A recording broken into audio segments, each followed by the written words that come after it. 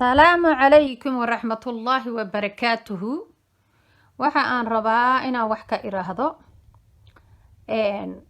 fiidiyoyo badan oo Facebook la iiga soo dirayay oo ku saabsan maxaan ku iraahdaa dagaalada ka socda gobolka Sool.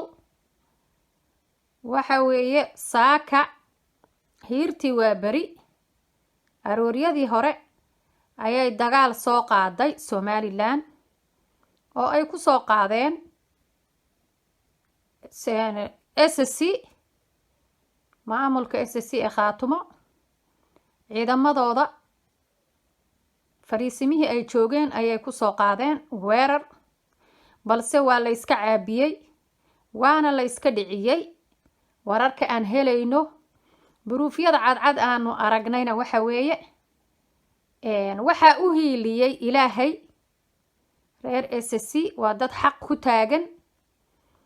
waxaa la yiri togi maraaga ayaa qaaday ciidamadii. hadda wax ituso itaabsi ahna waana la tusay. ciidamadii Somaliland ee dulmiga ku yimi dhulka oo waxaan u jeednay daad ku qaadayo oo la soo jiidayo xarga loo xiray iyagoo qayliyaya oo maxaan ku raahdaa gawaaridii jiidaya oo jiidi kari waaye faraha ka qaaday togi uu la tagay. waxaan u jeednay rag laga soo badbaadiyay biyaha ayagoo sigaaro iyo war sigaarkii waa kaasay leh ayaan u jeednay.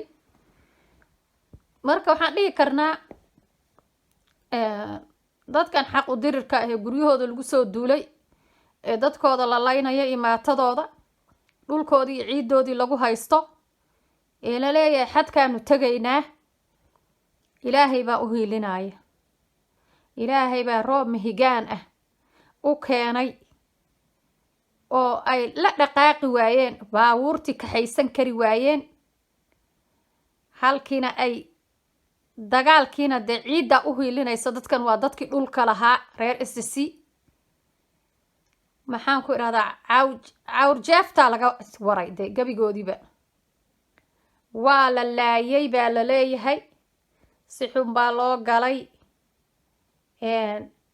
waxa weeye waxaa la leeyahay in laga qabsaday 3 fariisin oo ay deganaayeen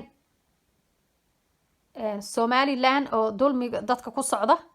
ciidamada Somaliland ee dulmiga ku socda 3 fariisin oo deganaayeen ayaa laga qabsaday oo hor leh cusub. marka horta gobolkan Sool saan ognahay gabigiisuba wuxuu ahaa xero ciidan. inta yaree dadku ay ka adeeganayaan ama magaalada ay dhex socdaan maahane gobolka Sool oo dhan wuxuu ahaa xero ciidan. waxaa ku yaalay tira dhaaf dadka qaar 7 ay ku sheegaan laakiin 7 saldhig waa ka badnaayeen inta saldhig military ku taalay. wuxuu ahaa gabigiisaba gobolka Sool xero ciidan saldhig military ayuu ahaa gobolka Sool oo dhan oo Somaliland ay ka wada samaysteen oo ay waxay ciidan hayeen oo dhan ay halka isugu geeyeen iyo awoodoodii oo dhan ay hore u joogeen lagu soo guri jiray ciidan oo dhan. marka waxaad moodaa in ay ogaayeen in mar uun reer Sool ay la dagaalami doonaan oo ka hor imaan doonaan.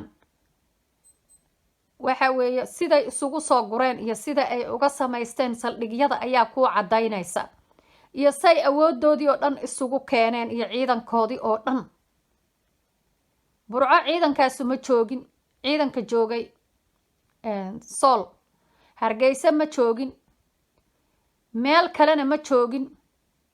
Sool waxay ahayd xero ciidan. waxay ahayd saldhig military oo Somaliland ay isugu soo habar wacatay. halkaas oo ay rabeen in ay dadka gumeeyaan dhulkana ka qaadaan kana durkiyaan dhulka say uga adeegtaan say khayraadka dhulbahante dhulkooda ku jira ay u qaataan iyagu say u dheefsadaan khayraadka dhulka dhulbahante ku jira waa sheekooyinka xanta ah ee ummadda Soomaaliyeed ay wado ay sheegayso waxaa la sheegayaa in xaqal qalin oo Muuse Biixi shidaalada iyo khayraadka dhul harti ku jira ay u gurtaan waxaan ognahay dahab in laga guranayo Sanaag Somaliland ay ka guranaysay waxaan ognahay Sanaag in xabagti beeyada laga guranayay ay ka guranayeen dad Somaliland u dhashay waxaan ognahay in beeyadii kale ee gobolka bari uu nin u dhashay Somaliland ee ka soo jeeda beesha dhexe uu munaafiqadeeyay oo khiyaameeyay runta ceeb shame on you ayaan dhahayaa shame dadka reer bariga waxaan u jeeday iyagoo ku shiray magaalada Qardho ka hadlaaya beeyadii in laga qaatay iyagoo bari oo dhan isaga yimi Gardafu ilaa iyo gobolkii bari ee hore magaca hore bari la isku oran jiro dhan oo isu yimi iyo dhulka ee beeyada ka baxdo karkaarka iyo bariga iyo Gardafuba ayagoo isu yimi oo wada hadlaya ayaan u jeeday oo leh ninkaasaan khiyaameeyay ninkaasna waxaan ognahay inuu lacag badan aad u tiro badan uu ka sameeyo beeyada in uu ka sameeyay saliid qaali aad qaali u ah wax yar oo fartaada la eg dhala ah ku jirta iyo wax yar oo fartaada la eg oo waxa weeye biyo ah oo dawo ahaan loo cabaayay inuu ka sameeyay marka dadkan dhulkooda waa la farataysanayay hartiga ama daaroodka lagu sheegayo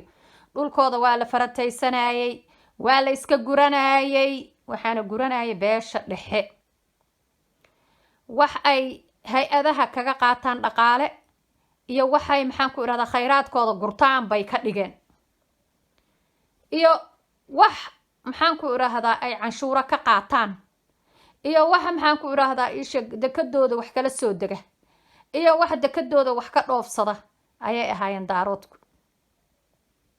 runtii wax lagaga celin jirayna ma jirto wax walba Hargeysa lagu cunay Hargeysa galayeen shacabka reer Somaliland bay galayeen ee beesha dhexe wax walba oo dhaqaale ah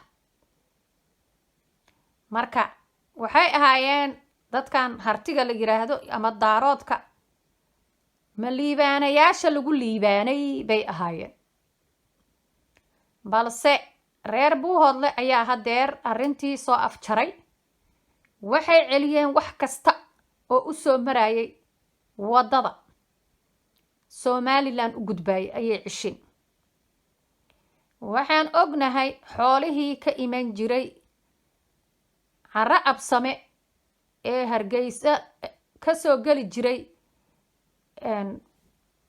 xuduuda u dhaxaysa ee berbere laga dhoofin jiray in la joojiyay oo loo wareejiyay Garacad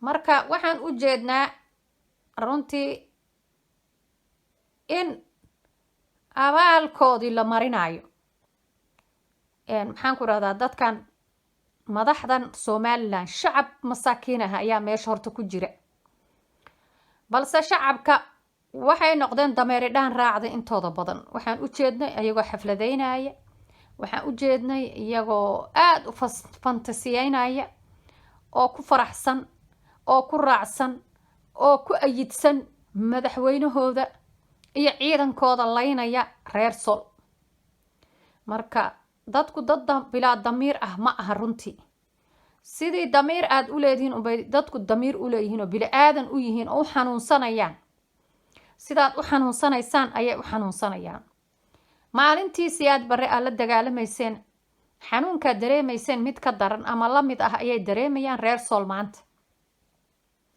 marka ilaah baa maanta u hiiliyay aan hadalkayga u soo noqdo roob mihigaanaha yimi hada dhulku waa dhul jilicsan oo dhoodi ah waxa way gawaaridii way wada galeen toggii baa qaaday macaa ciidankii. waxaa la sheegayaa 3 nin inay maqan yihiin. dadna waxay dhahayaan tiradu way ka badan tahay, tiro badan ayaa toggu qaaday oo la qarinayaa. ay Somaliland qarinaysaa. runtii ciidanka inta ka dhimata way qariyaan baa la yiri Somaliland. togga wuxuu ka qaaday way qariyaan. marka waxa weeye runtii dulmi ilaahay garab ma siiyo. dulmi ilaahay ma jeclo. stop. dagaalka ku jirtaan xaq ma aha. dad baad dhulkooda ku haysataan, dad baad deegaanadooda ku haysataan, dad baad ciidoodi ku haysataan, dad baad waxoodi ku haysataan. wax idinkaga maqan ma jirto dhul bahante. wax idinkaga maqan ma jiraan carra dhul bahante. dhulkiinni waad haysataan. beesha dhaxoy waad joogtaan dhulkiinni. iimaansada. cid duulaan idinku ah ma jirto. cid idiin soo socotaa ma jirto. dhulkiina cid u soo socota ma leh. baqdintaas iyo idin gelin. laakiin u dhaafa dhulbahante dhulkooda. u dhaafa ciidooda. u dhaafa guryahooda. uga taga dhulkooda. xaraam calayk. ilaahay ka baqa. rabadaan baa kusoo duulaysaan dadka. rabadaanka xataa waa qiimeyn weydeen. dad masaakiin oo sooman ayaad hub ku tuuraysaan. stop. muuse ha ku raacina khaladka. beel weyn baa tihiin ilaahay ballaariyey. dadkii cuquusha lahaa ma idinka dhammaadeen. ma fiicna selfishnimada. beesha dhaxoy selfishnimaa samaynaysaan. waxaa adinka rabtiin ayay rabaan dadku. waxaad diidaysaanna way diidayaan. same bili aadanka wax ay ku kala duwan yihiin oo ku kala fiican yihiin ma jirto. laakiin inaad selfishnimo samaysaan. annaga waxaan rabnaa soconaaya. annaga shalay waa diidnay dowladda siyaad bare. annagana waxaan qasbaynaa dad maxaan ku dhaha rabitaankooda xaq u leh. no wax soconaaya ma ah. rabitaankooda xaq bay u leeyihiin. waa kaasab human. waxa maxaan la dhahaa jira ku jira bili aadanka oo dhan. ma fiicna in xornimada laga qaado. cidna qasab laguma laha. qasabna ma soconayo. adduunkana laysma qasbo. soomaalidaaba tidhaahdaba rag walaalow wuxuu ku dhaamo ma laha. ma ahane qasba canag igu soo raac ma soconayso. mana la idinka yeelaayo. because waa bili aadan adinkoo kale ah. waxaa shalay diideen ayay diidan yihiin maanta. halkii ay shalay taagnaadeen ay taagan yihiin.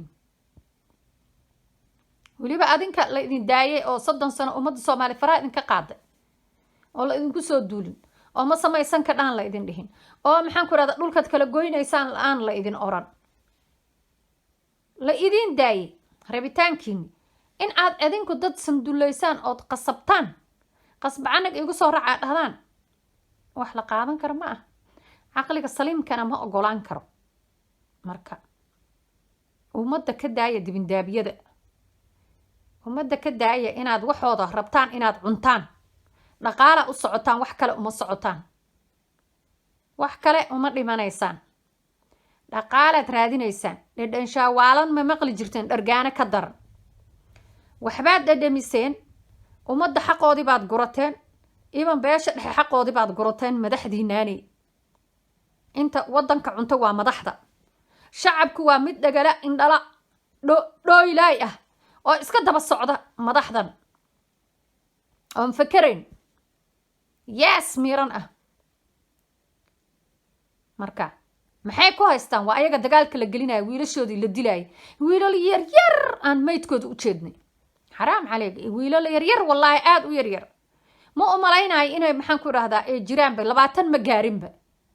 yaryar. waxaasoo miiran uu soo lugooy ninkan. hooyuu goblaminaya. hooyo miskiinada isaga ilmihiisa kuma jiraan dagaalka. kuwan madaxda isku sheegaya dagaalka ilmahoodii kuma jiraan. waxa dagaalamaya waa ilmo kale oo masaakiin ay dhashay habar maskiinad ay dhashay oo kusoo tacabtay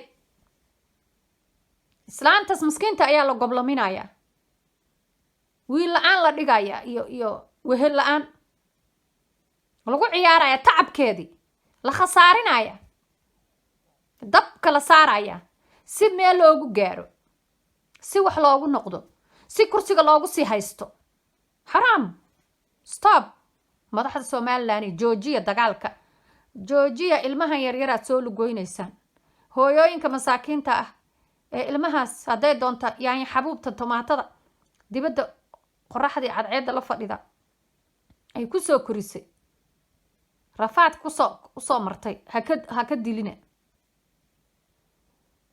salaamaya xaqa allaha tuso dadkan ummadan xaqa allaha tuso Soomaaliyeed way isku tacadinayaan Soomaaliya